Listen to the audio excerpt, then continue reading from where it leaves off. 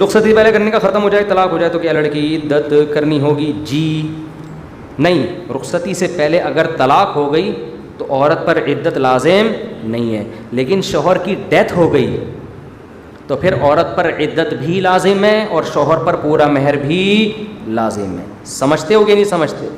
رخصتی سے پہلے طلاق ہو گئی تو کچھ بھی نہیں ہے, آدھا مہر شوہر کو دینا پڑے گا, پورا نہیں. لیکن اگر ڈیتھ ہو گئی ہے نا شوہر کی تو پھر عدت بھی ہے اور شوہر کی وراثت میں سے پورا مہر بھی دیا جائے گا. سمجھتے ہو کہ نہیں سمجھتے؟ اچھا, رخصتی کی ڈیفینیشن کیا ہے؟ نکاح کے بعد رخصتی کا مطلب یہ نہیں ہے کہ اماں اس کو پہلے کیمرے کے سامنے روئیں پھر رخصت کریں, نہ نہ نہ.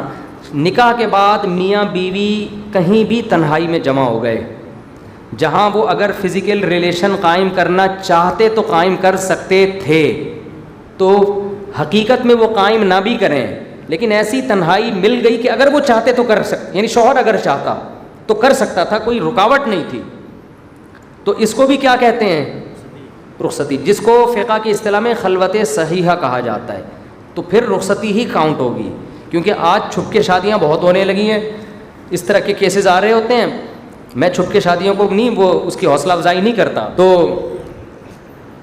کرنی چاہیے نہیں کرنی چاہیے ایک الگ ٹاپک ہے. بعض خاص کنڈیشن میں ہوتا ہے کہ بھئی عورت زنا کر رہی ہے, لڑکی کی عمر 35-40 سال ہو گئی, ماں باپ اجازت نہیں دے رہے, وہ زنا کی طرف آئی ہوئی ہے, تو اس سے تو بہتر ہے نا کہ بھلے چھپ کے ہی کرے لیکن نکاح کر لے وہ. اور وہ چھپ کے ہوتا نہیں, اس میں گواہ بہرحال ہوتے ہیں, لیکن نارملی ہم اس کو معاشرے میں پروموٹ کبھی بھی نہیں کرنا چاہیے. لڑکی کو اس کے والدین, اور خاص طور پہ کم عمر لڑکیاں 18-20 سال کی, یہ تو زہر ہے اپنے ماں باپ سے چھپ کے اگر شادیاں کریں, ان سے تو لڑکے کھیلتے ہیں پھر.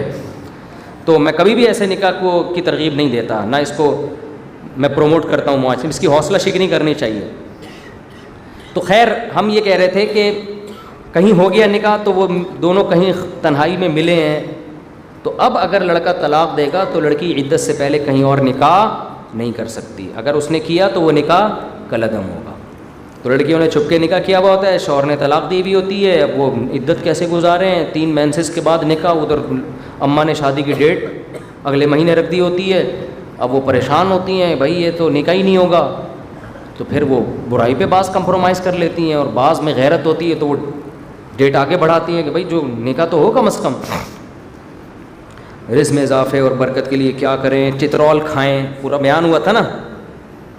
محنت نہیں ہوتی تو رزق میں برکت نہیں ہوتی, تو ابا سے چترول کھائیں اور پھر اس کے لیے دعا بھی مانگے, یا رزاق کثرت سے پڑھا کریں. سمجھتے ہو؟ باوضو رہنے سے بھی بڑا فائدہ ہوتا ہے.